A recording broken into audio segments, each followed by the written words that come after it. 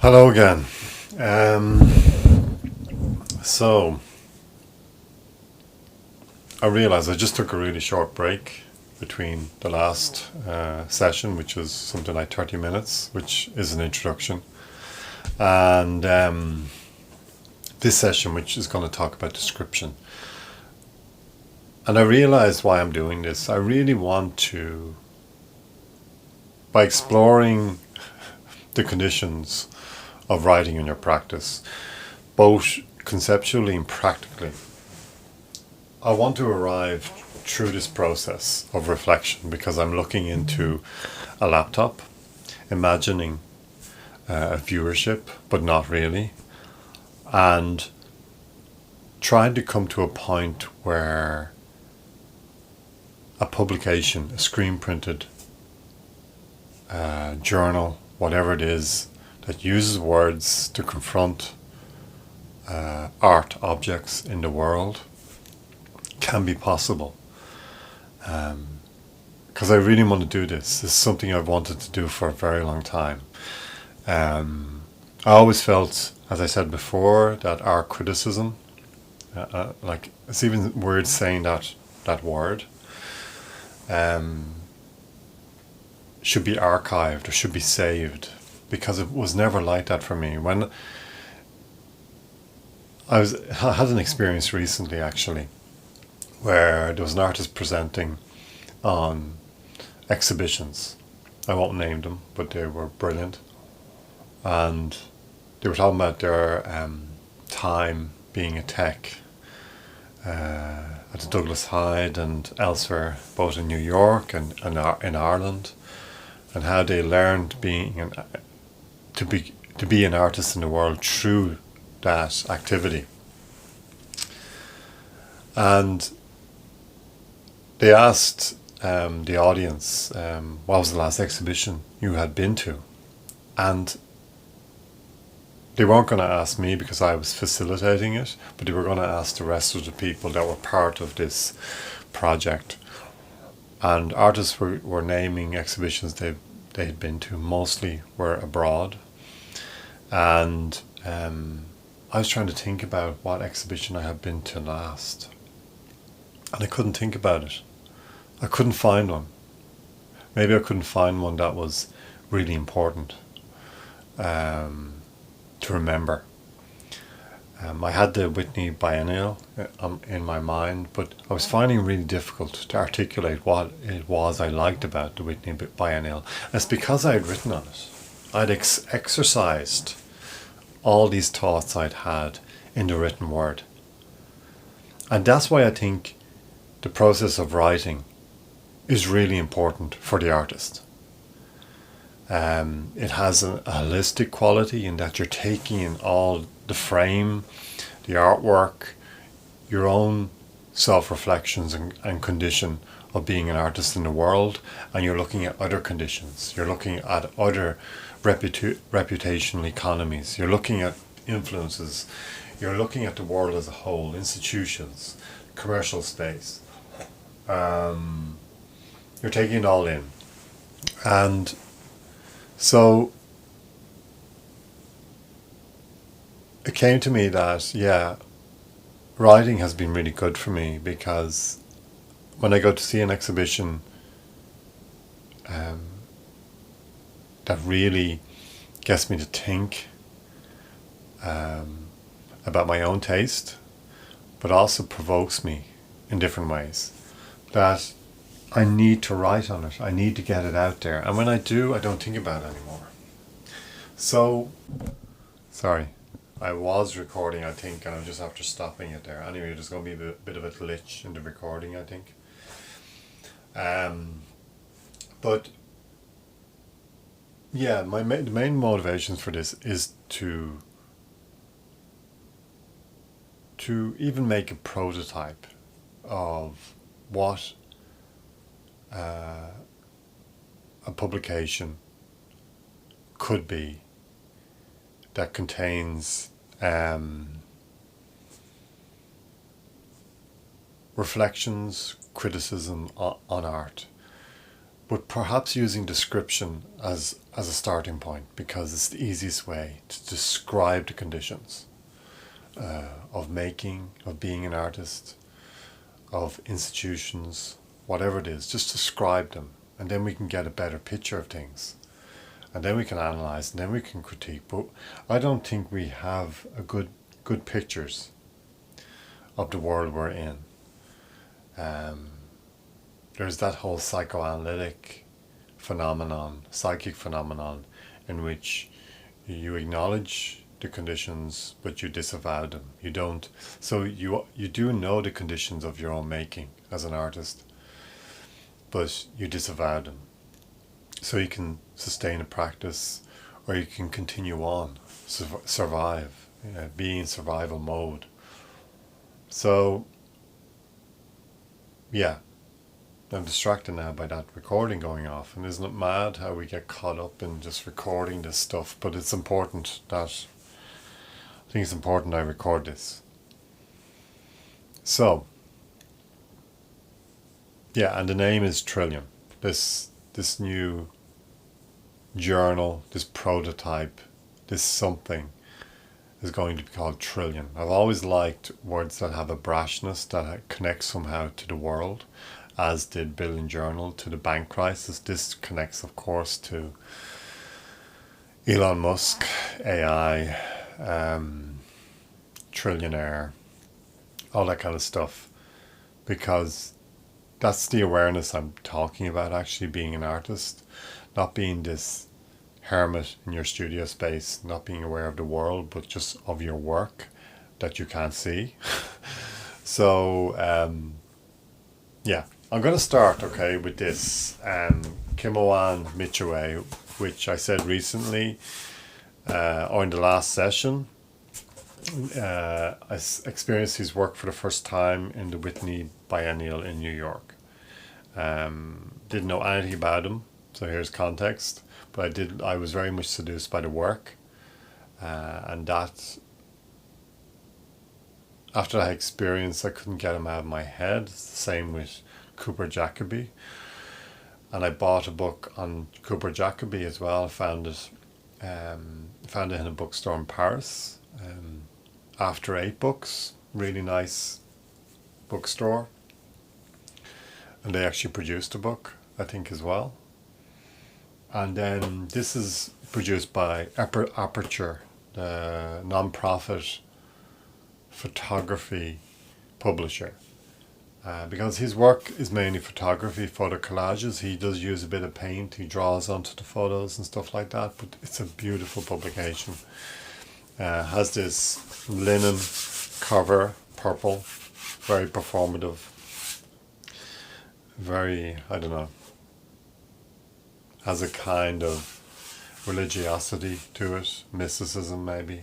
And then it has this, the edges of the pages have this sky blue, kind of cerulean blue. Beautiful book. But his artist statement, I want to start with his artist statement. A kind of prayer, of course. So yeah, that religiosity is there. A kind of, that's the phrase I use a lot, kind of. That kind of ambiguity, but kind of casualness. So this was written in 1999. It's titled Artist Statement. It's by Kimoan Michua, or Michawas. I've heard different pronunciations of his name. I'm going to try and read this as clearly as possible. And to experience it, actually. I've watched my grandfather anoint the house with sweetgrass smoke, protecting us from harm, cleansing our home. Prowl city streets at 3 a.m, searching for someone to rob. Been blessed with a name that only spirits can hear. Talked with my mother through a prison glass window. Wore Armani. Punched in at 9, even though I was up until 4 tending a sweat lodge. 8 dog sold acid, beat up by a commando, a college degree or two, bag credit, powwow romance, fucked like cowboys and Indians, craved dried meat with lard and salt, stayed away from home too long, wanted to wear my memories like a warm blanket, shook them off like lice, Gap clothes, greasy hair, pagan, urbane, living in a nation of ghosts. A crime has occurred. I'm combing the clues out of my hair. A burglar has etched a story on my ribs. They are little words of braille marching into battle like eulogies in stone.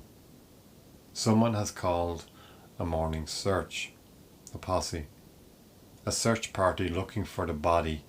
Consult the psychic. A Lakota medicine man looks into his hat and sees the transgression but not the details. The crime doesn't count. It's about the investigation, the trauma, loss, aftermath. The gallery walls are white like bone, a square taut coral. It is no one's place, just an ivory memory. Layers of paint with thin sheets of flat ghosts between each layer. Voice on voice, breathing the same air, walking on the dirt bones of my ancestors. I'm looking over my shoulder, hesitating to listen for home. It's beautiful. It ends with that word home. Especially as a Native American. So that was by Kimawan Michoa. There's an image here of him. Has a speech bubble. Beautiful photograph. It's called Storyteller. Polaroid print with ink and pencil. So he usually uses Polaroid. Yeah. So in that text we have an artist statement, and this is what I was speaking about before in the introduction, is the way in to an exhibition. It doesn't matter what the artist says or writes in this artist statement, how much they give away. They're always giving away something. They're giving up the ghost of their work, the ambiguity, the enigma. And when they foot an artist statement with, after saying all this stuff that Kimawan has said, and when they foot it by saying, but then it's up to the viewer and what they bring to it, that will bring meaning to it. There's something interesting in that tension. There's always something frail in saying that at the end of an artist statement, that it's up to the viewer. The viewer themselves becomes a kind of scapegoat in a weird way. Just so much said in this artist statement. Of course, Kimawan is a Native American. He has all these experiences. Bag credit, ate dog, sold acid. Proud city streets at 3 a.m. searching for someone to rob.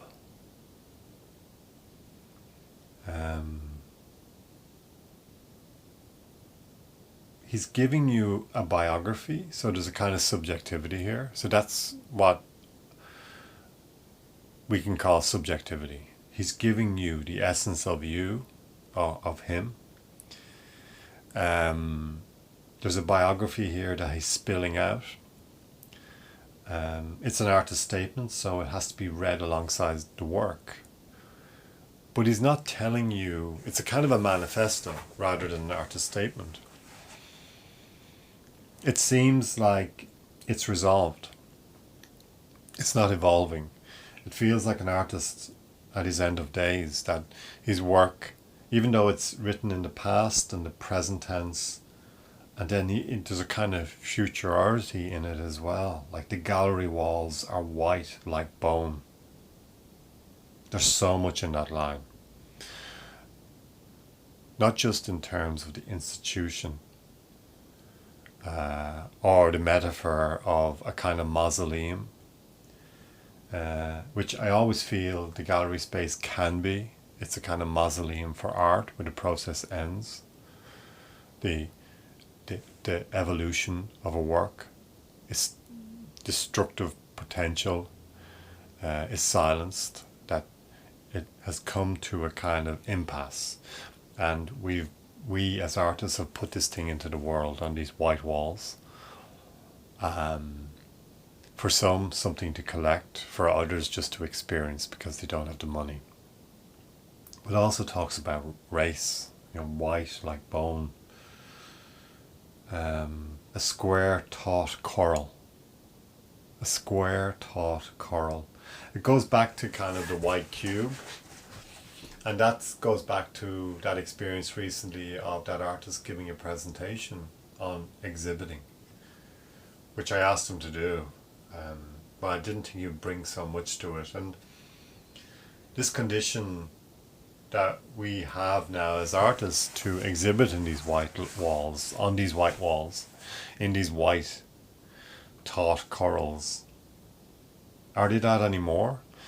Is Instagram, this is written in 1999, is Instagram now our new taut coral?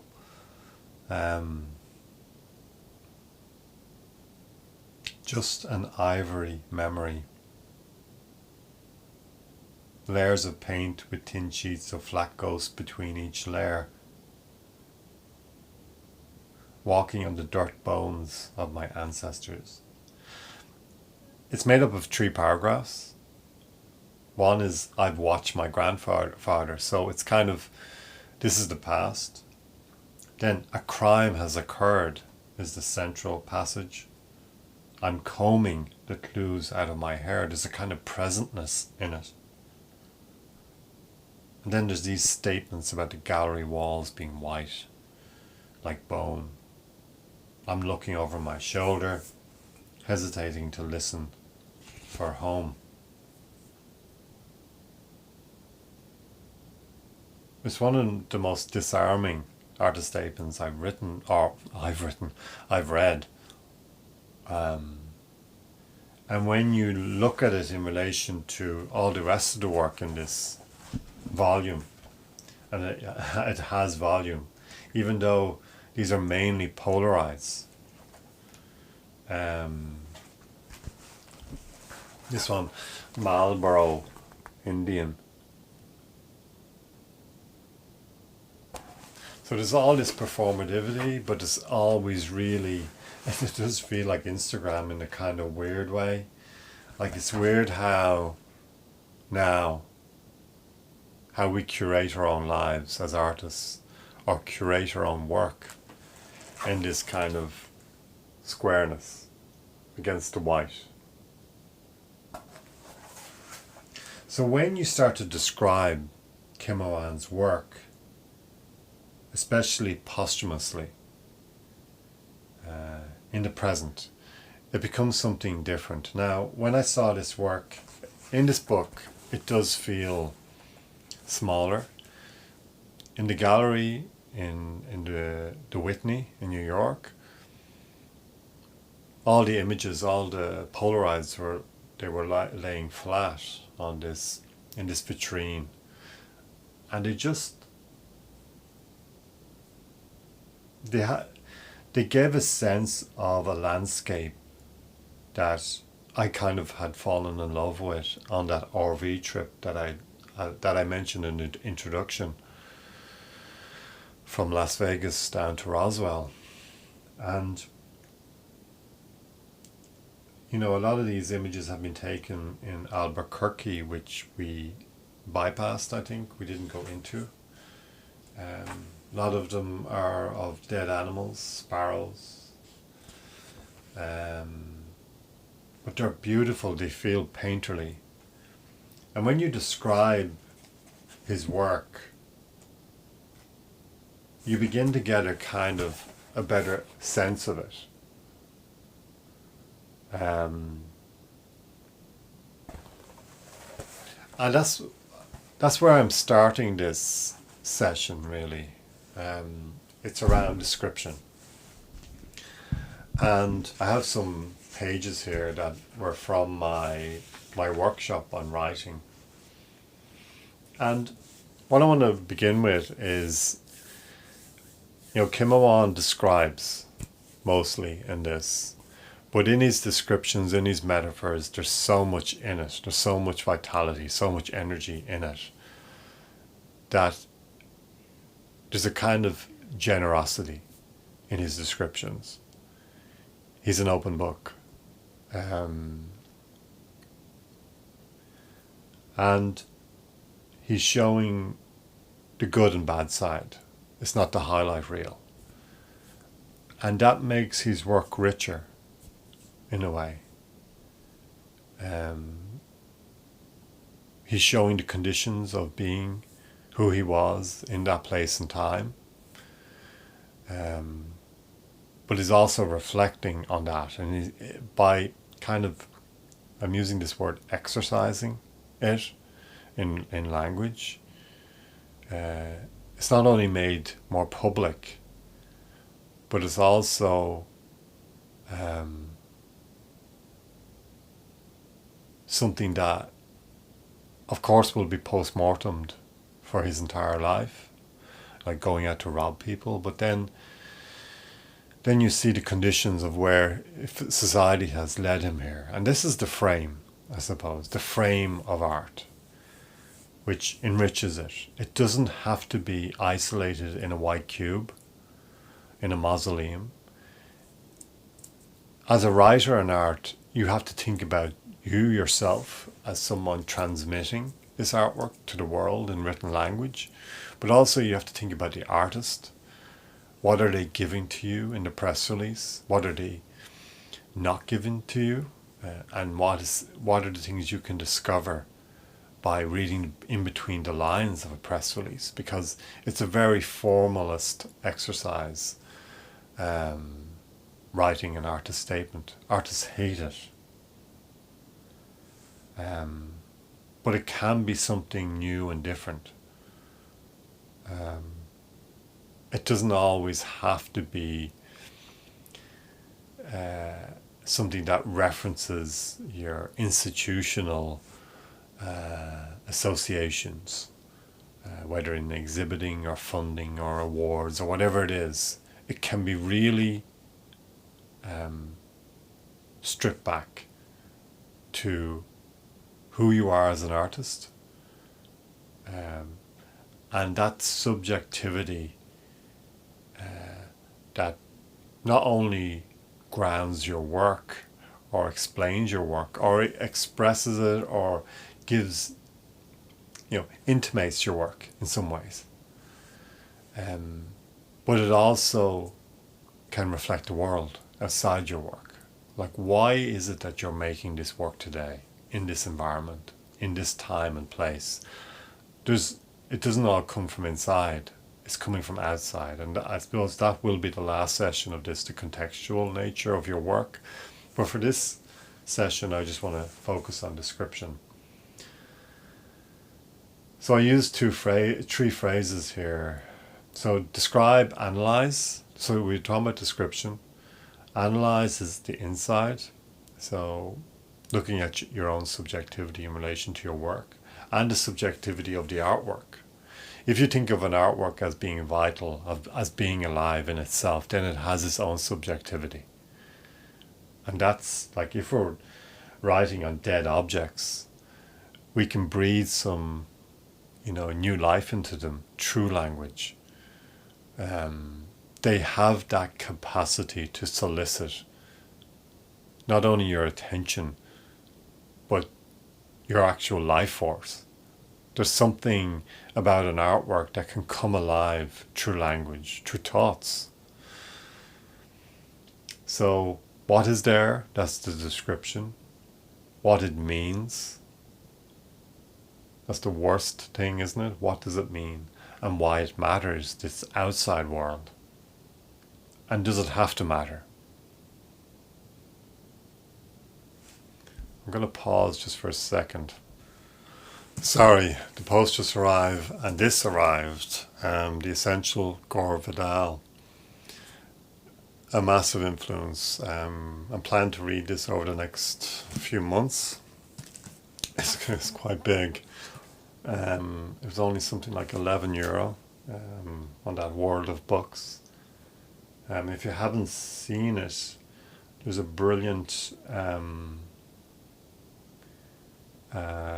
documentary, The Best of Enemies, which is kind of a biopic on the relationship between Buckley, who was a conservative critic, and Gore Vidal,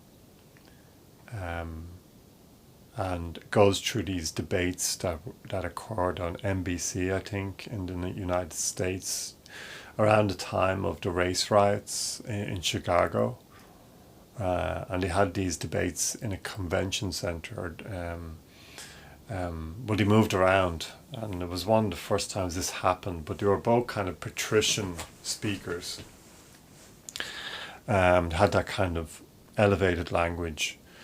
But Gore Vidal is kind of just a very brilliant writer. He's someone that adopted Hitchens, but then they fell out much later. But anyway, books. So where was I? So why it matters, these questions, okay? So I want to first talk about just the landscape of language, something to think about. That's what I call the tonal register. So I'm going to list out these words, and I want you to think about them. So there's sincerity, this new sincerity. Now it's not so new, it's something that both writers and artists have been dealing with for the last decade or more. And it kind of comes out of also another term called metamodernism in relation to visual art, and especially the new sincerity. And that what that means is kind of, it's all performative, okay? So all these words are performative. But sincerity is even more performative, because it's intimating that you're being a sincere expresser of thought. You're being open. Can we call Kimawan Michoa's artist statement sincere? It feels it. It talks about the things I've been talking about, and that is being open about the things that you may regret, and also the criticisms of society as a Native American, and also reflecting on all those different tensions through kind of a poetic register. So being poetic is a performative as well, in a way. So sincerity, the new sincerity comes out of, one of the best examples I can give is, if you look at the 90s, full of irony. You have Seinfeld, the sitcom, and each episode is always ironic. It always ends badly, but somehow everything is, the world in which Seinfeld lives, mainly in an apartment in New York, survives on, even though there's all these ironic, observational comedic registers are going on all the time. And language is always ironic, sarcastic. You know, same shit, different day, you know? So it's that kind of thing. Now, if you update Seinfeld to something like Modern Family, it's a very different ironic register. It's American as well, of course. There is irony, there is jokiness, there is sarcasm, but everything is resolved in the end, in the concluding kind of epilogue of each episode, where you have this kind of coming together of the family. Everyone's smiling. Everything is okay. We have a backing track of, happy music, smiling, good gestures. Even though up to that point, tensions may have happened, arguments, never too bad, but there's a resolution in each episode. Whereas in Seinfeld, there was always a kind of jumping off the cliff at the end feeling to the whole thing, that there was no way out of this kind of ironic loop of sarcasm and not paradox, but just irony. There's another writer who is one of my favorite writers, David Foster Wallace. He wrote this novel, Infinite Jest, which is over 1,000 pages, and it has endnotes in it. I read it years ago. I read it twice. I read it a second time more recently. I bought the first edition, which it was published in 1996. And I hear the audio is really good because the endnotes, which make up, I don't know, maybe another 100 or more pages, I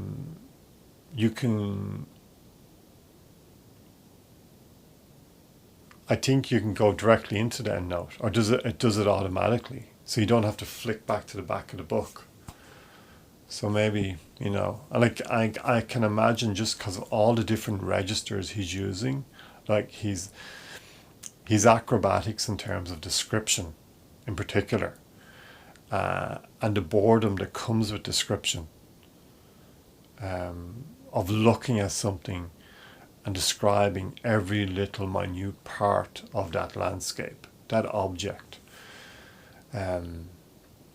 that I can imagine that spoken or vocalized would be really interesting in an audiobook. So he's another one, the New Sincerity, and if you go online, you'll see him talking about irony. And he had this commencement speech, which is very famous. If you go look David Foster Wallace commencement speech, and he talks about the experience of, which we've all had. Just say we're coming out of an estate in our car, and there's a junction, and there's traffic lights, let's say. And in the mornings, of course, in the rush, there's a tailback of cars, and you're waiting for someone to let you out. 5, 10, 15, 20 cars. No one lets you out. And then one person flashes you and you get in. You eventually get in, but sometimes it could be 20, 30 cars. And you start to kind of reflect on the world in this way. Usually when someone lets me out, I make a big point of thanking them. Whether flashing the hazard lights or waving to them. And also making the person in front of me aware that someone better than them has let in this person that was waiting to get in. And everyone's going in the same direction. The commencement speech by David Foster Wallace is all about that. It's all about when we're inside our own space, our own head, we think the world is against us. And he starts to project into other heads and speculate that their lives, that person that didn't let you out at the junction, actually is rushing to the hospital with their child. So he's always trying to look at the world in a kind of glass half full kind of way. But I always feel, as I do with Mark Fisher, there's a kind of melancholia. There's a kind of a melancholia that undergirds his prose, that he wants to believe. He wants to believe that sincerity will replace irony. But there's something about irony. There's something about those things we use, those tools we use, those verbal tools we use that help us in the world. But he's also questioning them and perhaps proposing that maybe they hinder us as well. I've used all these registers. So there's sincerity, there's seriousness, that's being humorless, being very kind of with no irony, no jokiness, no fun. And I find it very difficult to write that way. I need something in it that has a vitality. Institutional register. So that's when you start to talk about institutions, institutional critique. I mentioned before Andrea Fraser, and she uses irony in her performances. They're kind of meta critiques in that she is an artist who has a reputation among institutions who select her, invite her to perform in the same institutions that she's critiquing. So everyone is in on the joke. So that's uber irony in a way, but a kind of an intentional one, that everyone is in the know and everyone is laughing along. But there's also a seriousness in her work as well. The one where she slept with a collector, paid her to sleep with them, and she recorded it.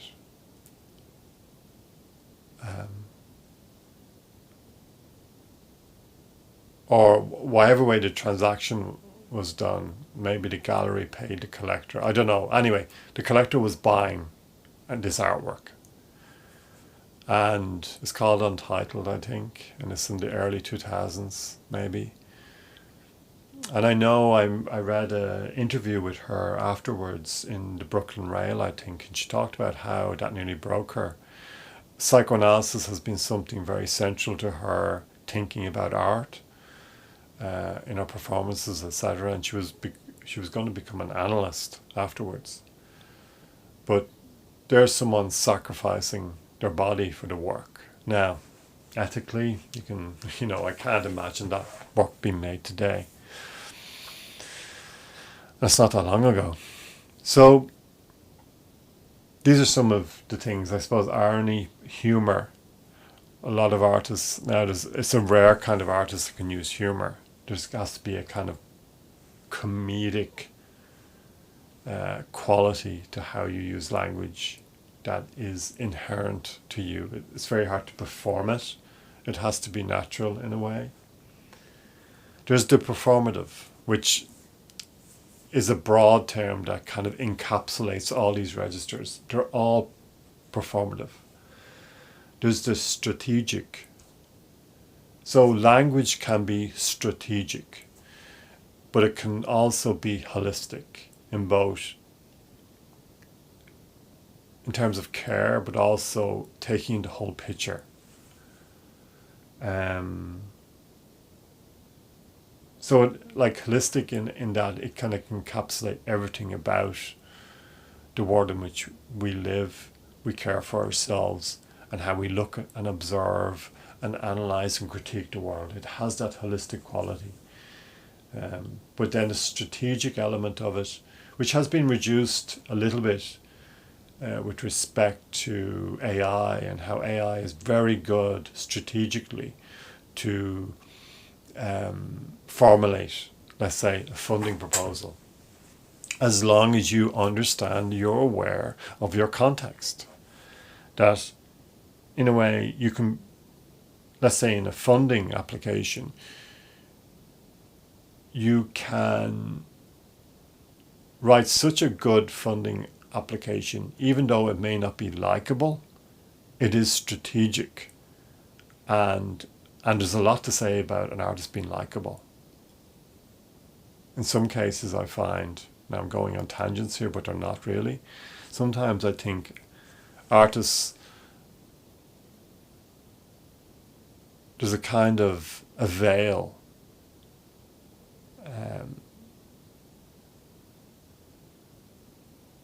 I'm trying to figure, like, there's some artists that are so likable, whether it's their work or it's them themselves, that they can kind of get funding just through likability. Whereas other artists have to use kind of strategy with respect to, say, let's say, funding applications. So they use language strategically. They understand networks, they understand the funding applications, they understand the art scene, the objectivity. They have this kind of objective view of the world in which they are working. And their art may also be very objective. Liam Gillick, I wrote a piece on Liam Gillick a good few years ago now. Actually, do I have a publication here with it? I'll show you this.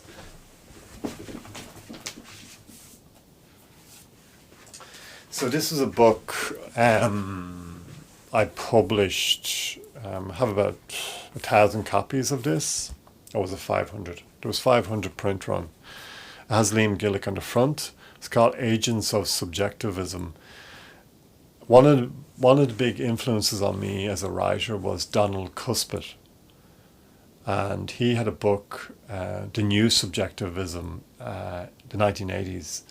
And it was based in around New York. And it was this, I'd never come across this word subjectivity or subjectivism. And I became really interested in this term, especially in my leaning towards psychoanalysis. So, like, if speculative realism, so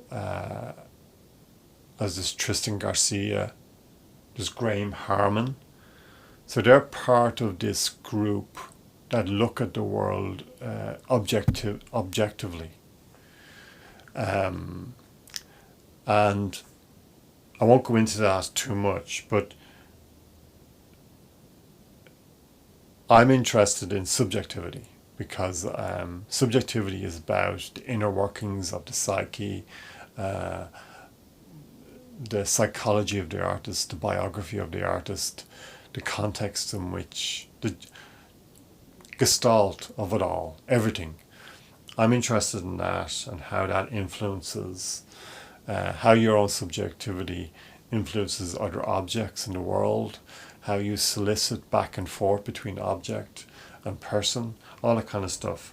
And I was really interested in Liam Gillick and Miroslav Balka as two counterpoints to that idea of objectivity in relation to Liam Gillick as an objective artist looking at the exterior world. You never really know who Liam Gillick is as a person.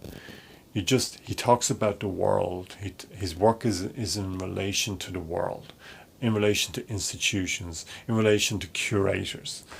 I love him as a thinker and art, and his objectivity is, I think he's the most objective artist in the world, most complicated artist in the world. But Miroslav Balka is a very different artist. And in an interview with Liam Gillick years and years ago, I think it was around the time he represented Germany at the Venice Biennial, And this is what that image is from. I asked Liam Gillick for some images, and he gave me this image for the cover for free. And this is a collection of my writings from 2011 or something like that. Put a lot of work into this. You can see some of his images from Venice. So that's the German pavilion with Liam Gillick's ergonomic kitchen units. And then I had a talking cat in it as well, animatronic with a piece of stuffed paper in its mouth. Don't know if I have that image. Do I have it? I think I have it at the front. Yes, here it is. In Gillick too. But Miroslav Balka, I wrote this text called, let me just look up the name of it, Gillick or Balka, and it was placing objectivity with subjectivity, against subjectivity. And in that interview I was talking about, Liam Gillick talks about how there's objective artists and there's subjective artists. And he is, at a push, an objective artist, although there's some subjectivities in terms of how he looks at the world, but he doesn't really exhibit them. Whereas Miroslav Balka, a Polish artist, second generation Holocaust survivor, very much connected with his home, especially his family's home, his grandmother's home, and the places in which they lived. And he adopts this in his practice, but in a kind of minimalist presentation. But it always has this tragedy or melancholy or darkness, philosophy, kind of Northern European philosophical tradition undergirding it all the time. And it's his subjectivity as an artist, as a Polish artist, working in the world, dragging up all that history and putting it back into this kind of this box, this minimalist box that has a resonance that you feel. Whereas Gillick is very different. It's all about language, it's about words. Yeah. So that's the subjective objective divide. So I'm going to show you an image that I usually use. I don't know how many minutes I have on this, but I probably don't have much. And let me just get this up here. I'm going to end this session with you looking at this for 5 minutes. I'm not going to tell you anything about this image, but it's an image that I've used over the years, both in psychoanalysis and art contexts, but also in workshop contexts or in pedagogical contexts, where I'm getting students to look at an image for 5 minutes, no more, no less, and then to discuss it in descriptive terms, especially descriptive terms, because the analysis comes very quickly with an image like this. But I kind of want to dispense with all that analysis and get to the descriptive aspect of looking at an image, and then through description somehow broaching analysis and also critique. So I'm going to show this just for 5 minutes. I'll end the video with this, and then we'll discuss it in the next session.